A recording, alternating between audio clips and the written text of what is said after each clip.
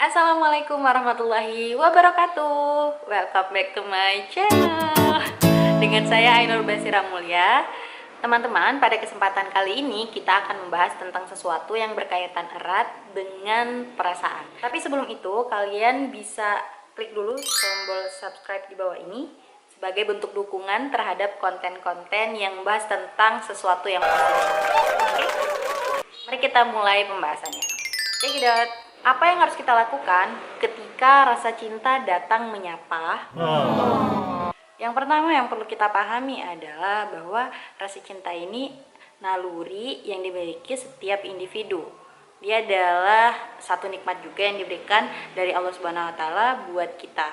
Karena tanpa cinta dunia ini tidak akan damai, dan tanpa cinta aku dan kamu tidak bakalan jadi kita. Yang kedua yang perlu kita pahami bahwa rasa cinta ini bukan sekedar antara perempuan dengan laki-laki, tapi banyak. Ada rasa cinta kita kepada Sang Pencipta, ada juga kepada Rasul, kepada orang tua, kepada tanaman, kepada hewan. Tapi ada juga rasa cinta yang antara laki-laki dan perempuan, dan inilah yang kemudian sering menuai kontroversi. Atau ketika dia disalurkan kepada hal-hal baik maka dia akan baik, tapi ketika dia disalurkan dengan cara-cara yang tidak baik atau tidak sesuai dengan syariat, maka di sini kemudian yang menjadi permasalahan. Dua kondisi, gimana cara kita menghadapi dua kondisi ini. Yang pertama adalah bagaimana ketika kita kemudian yang merasakan gejolak cinta atau kita tertarik kepada seseorang laki-laki. Dan kondisi yang kedua adalah bagaimana jika ada seorang laki-laki yang kemudian tertarik atau cinta sama kita atau suka sama kita. Apa respon terbaik yang harus kita lakukan? Kondisi yang pertama, apa yang harus kita lakukan ketika kita menyukai seseorang? Karena ini satu rasa yang tidak bisa kita elakkan, dan perasaan yang kemudian tidak bisa kita tolak gitu. Karena ini mungkin sudah diberikan Allah untuk kita merasakan cinta kepada seseorang, dan kita tidak boleh denial gitu, kayak masa sih aku suka sama orang ini. Oh no. Kita tidak boleh demikian. Apa yang menjadi tugas kita adalah bagaimana cinta ini kita jamin bahwa dia ini tersalurkan dengan baik dan tersalurkan kepada jalan-jalan yang baik. Nah, kalau kita suka sama seorang, kembali lagi ke prinsip awal bahwa tidak ada solusi bagi dua insan yang saling mencintai kecuali pernikahan. Jadi ketika ada laki-laki dan perempuan saling mencintai, maka solusinya adalah menikah. Jadi kalau kalian suka sama seseorang atau cinta sama seseorang, kagum dengan seseorang, maka solusinya adalah menikah. Kalau kalian belum siap, maka persiapkan diri dulu. Gimana caranya? Sambil mempersiapkan diri, maka kalian harus puasa. Ya, kalian harus menahan dan kurangi interaksi. Pokoknya kurangi intensitas untuk tahu sama orang itu. Karena semakin kalian tahu, semakin kalian sering berinteraksi, maka semakin perasaan itu akan menggejolak. Dan kondisinya kalian belum siap untuk menikah. Jadi ya dihindari dulu. Jangan sampai bertemu, jangan sampai sering berinteraksi. Makanya dalam Islam juga mengajarkan kita untuk menundukkan pandangan. Itu fungsinya. Tapi kalau kalian sudah siap nikah, gimana caranya? Ya kalian bikin CV, ajukan CV ke orang itu, kenalan, dan boleh kok perempuan menyatakan perasaan duluan. Itu masih menjadi perdebatan ya, tergantung kalian mau milih yang mana, karena kedua-duanya baik. Mau kalian mendem sambil berdoa sama Allah, gimana caranya perasaanmu itu tersampaikan lewat doa-doa, atau kalian mengutarakan entah itu lewat temenmu atau lewat guru ngajimu juga boleh.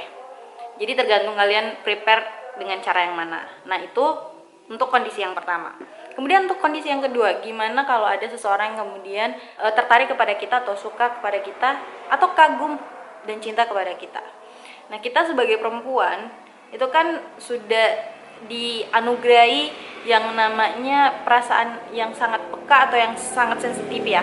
Sehingga ketika ada orang yang suka ke kita itu sebenarnya kita sudah tahu tanda-tandanya, kayaknya kok orang ini sikapnya agak aneh ya ke aku ya, kok dia sikapnya lebih perhatian dan lain sebagainya. Nah, kalau kalian sudah merasa ada seseorang yang kemudian merespon berlebihan kepada kalian, dan kalian tidak siap dan tidak mau sama orang itu, jangan sampai kamu memancing untuk membuka celah. Ya istilahnya kalau kalian sama-sama belum siap, ya sudah, Tapi kalau misalnya kamu bersedia untuk kemudian dinikahi sama orang itu, yang langsung tembak aja, kasih nomor orang tua kalian ke mereka, ke mereka salah, kasih nomor orang tua kalian ke orang itu dan sampaikan kalau kamu memang suka dan serius, silahkan datangi orang tua saya. Nah, kenapa harus serumit ini? Kenapa harus sampai masa sih kalau kita cinta sama orang harus langsung nikah dan lain sebagainya? Nah, disinilah Islam mengatur bagaimana interaksi itu betul-betul dijaga.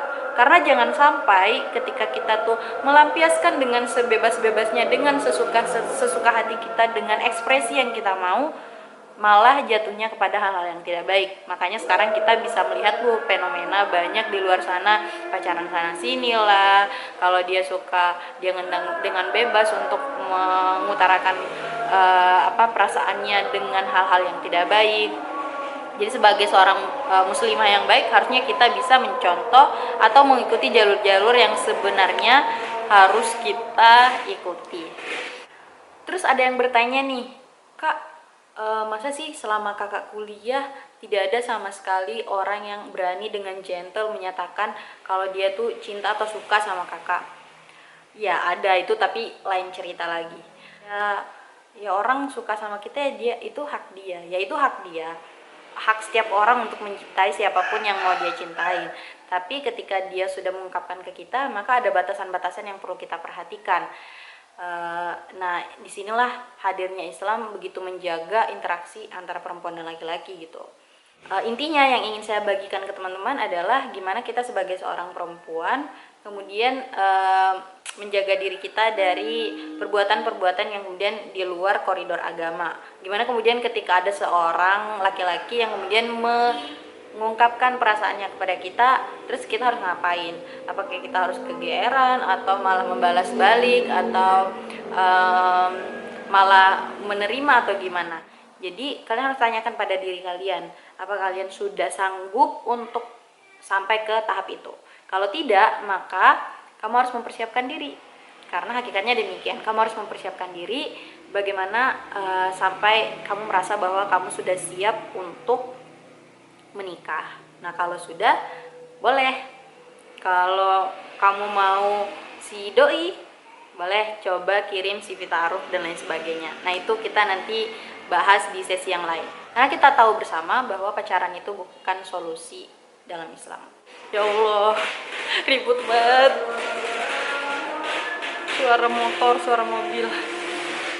Jadi mungkin itu aja yang bisa saya sampaikan. Ya, saya pribadi juga masih belajar mengolah rasa, masih belajar untuk kemudian menjaga diri. Gimana caranya ketika ada satu perasaan suka dan ada orang yang suka, kita tetap menjaga itu.